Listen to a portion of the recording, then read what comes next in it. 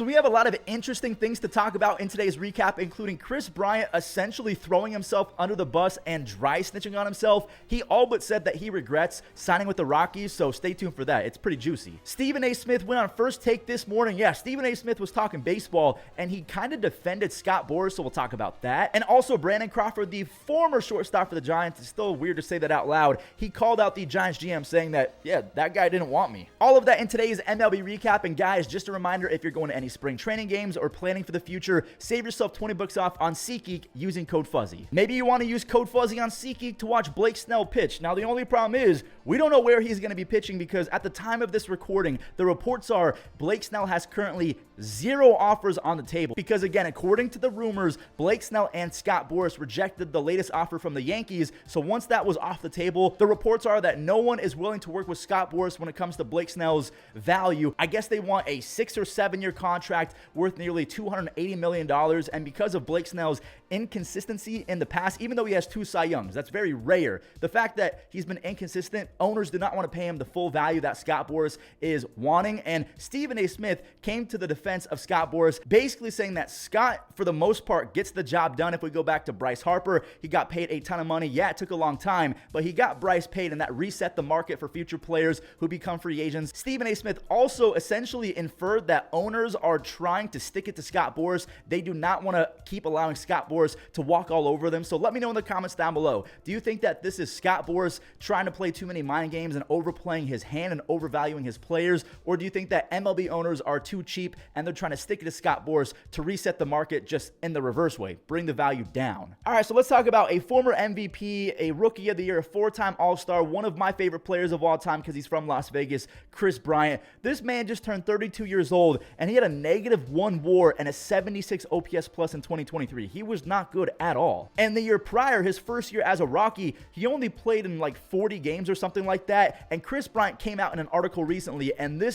I was absolutely mind blown that he said this out loud. So basically what Kris Bryant said is that because the lockout happened in 2021, remember it was December of 2021, it leaked into 2022, when it came down to signing with the team, he just wanted to report to spring training. And even though other teams were involved, the Rockies contract was on the table. It was ready for him to sign. But look at this. Look at what he said. He said, oh, shoot, I need to get there. Talking about showing up to spring training and getting acclimated with a brand new team. There were other teams interested, but I didn't want to wait around. It was a completely different situation for a lot of free agents at the time. I guess I didn't do as much research into the prospects as I could. Kris Bryant just said out loud that if he could go back in time, he would probably choose a different course of action because he maybe would have done proper research on farm systems and realized that, yeah, even though the Rockies signed a big-time free agent in Kris Bryant, they have absolutely no future because they have 0 good prospects outside of Ezequiel Tovar and maybe Zach Veen. And that's pretty much it. I can't think of another guy off the top of my head. Michael Toglia,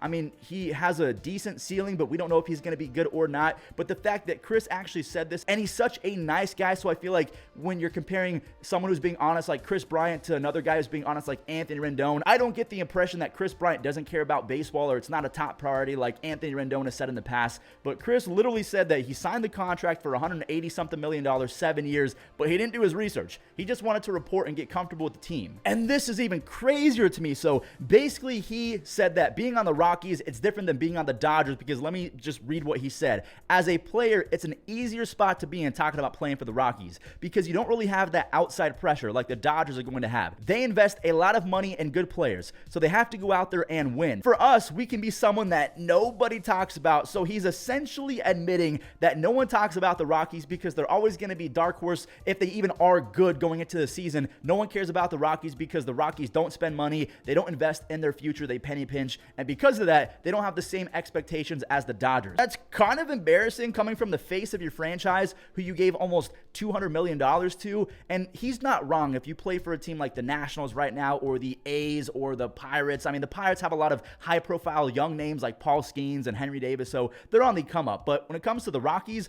all they really have right now is Nolan Jones and maybe a bounce-back season from Kris Bryant. Also, no disrespect to Ezequiel Tovar, but He's not wrong. They don't have a lot of pressure because they just stink. Let me know in the comments down below. What do you make of Kris Bryant's comments? Do you think that he was overly honest? Like, we want our players to be honest, but just like Anthony Rendon over the last few weeks and Kris Bryant recently, I understand they're trying to be honest and just tell their story, but sometimes it can get misconstrued. That's what the media does. So we know that Kris Bryant was on the Giants before he went to the Rockies. Let's talk about a current Giant, Jung-Ho Lee. This dude just hit a baseball 418 feet at 109 miles an hour. I didn't know that he had that juice. But what's ironic about this is that the only ballpark in Major League Baseball that you can hit a baseball 418 feet at 109 miles an hour at that launch angle that would not be a home run is San Francisco. From a former Giant to a current Giant back to another former Giant, Brandon Crawford came out and said that he was simply not wanted back by the GM of the Giants. And I'm not gonna lie, Brandon, I probably wouldn't want you either. You were very bad last year. I hate to say it. Oh, you thought Kris Bryant's -1 WAR was bad? Brandon Crawford had a -1.3 WAR while hitting 194 and turned in a whopping 63 OPS plus. So I don't think it's fair to say that the GM didn't want him back. I simply think that Brandon Crawford is so bad now that the 2021 season was out of nowhere, kind of like Matt Carpenter in 2022.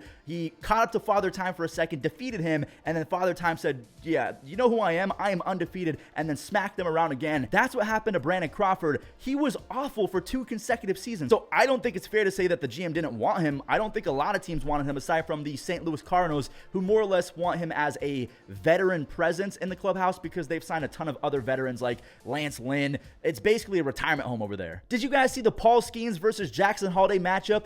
No, of course you didn't, because I didn't either, as well as no one, unless you were in attendance at this game, because MLB did not televise it. We had 4 recent #1 overall picks in this game. We had Paul Skeens versus Jackson Holliday, former #1 overall picks. We had Adley Rutschman catching for the Orioles, a former #1 overall pick, and then also Henry Davis of the Pirates. He actually hit a home run against Corbin Burns. He's a #1 overall pick as well. How do we not televise that? Come on, MLB, between the blackouts and not televising certain things. I know that we're going to have the spring breakout here soon, so we're going to see these guys, but we got to see Jackson Holliday versus Paul Skeens, and especially when Skeens is hyped up throwing 102 miles an hour. So let's talk about a few middle infielders that have put on some weight going into 2024 spring training with the intent of pummeling the baseball even more. Look at Anthony Volpe. Am I crazy, or is the dude looking a little bit beefier heading into 2024? It really does seem like his lower half is a little bit thicker, pause, and also his biceps seem to be bigger as well. I know this is an interesting conversation, but this is a real thing. Anthony Volpe, his swing path is different, and he put on some weight. So maybe he's going to try and go up the middle, maybe the other way more often, and try and get doubles as opposed to home runs. I don't know what he's going for, but hey, it's working so far in spring. So we know that Zach Neto is a defensive wizard at shortstop, but look at this home run. Everything. Center field is not close, and he almost left the batter's eye in center. So let me know in the comments down below, who do you think is going to have a bigger breakout season? Zach Neto of the Angels or Anthony Volpe of the Yankees? So if we're talking about some breakout positional players, let's talk about some potential breakout starting pitchers. So we have Max Meyer. He's finally back from injury. Now, if you guys don't remember, he was the 3rd overall pick in the 2020 draft, and then unfortunately injury struck, and I just hate when that happens, but he looked pretty solid against the Yankees in spring training. Speaking of looking pretty solid, Gavin Williams, he was so good down the stretch for the Guardians, and I know it's spring training, so you have to take it with a grain of salt, but in 2 innings, I don't think he allowed a single base hit, and he struck out 4 without walking anyone. If Gavin Williams gets the command back in control, he's going to be special. And then back to a Yankees player, Clayton Beeter. They got this guy in the Joey Gallo trade. They are praying that this guy hits because not really anyone is hitting that Joey Gallo trade, including Joey Gallo himself.